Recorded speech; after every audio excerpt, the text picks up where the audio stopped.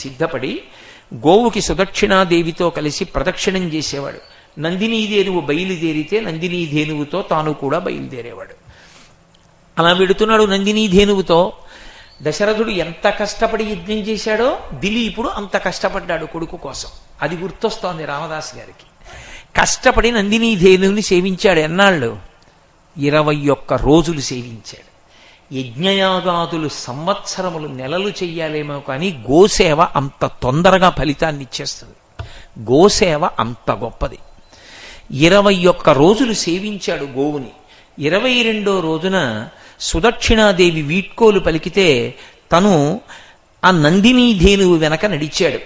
ఆ నందినీధేనువు హిమాలయ పర్వతములలో ఉండేటటువంటి ఒక గుహలోకి వెళ్ళింది. తాను కూడా గుహలోకి వెళ్ళాడు. అకస్మాత్తుగా ఎక్కడి నుంచి వచ్చిందో ఒక పెద్ద సింహం ఒకటి వచ్చి ఆ ఆవు మీద పడి అది దాని కంఠం పట్టుకుని ఈడ్చుకుపోతుంది.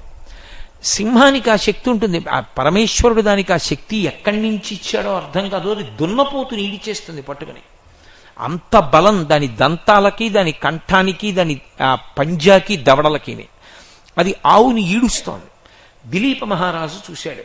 అరే, నా కంటి ఎదురుగుండా నేను సేవించవలసిన గురువుగారి ధేనువుని లాగే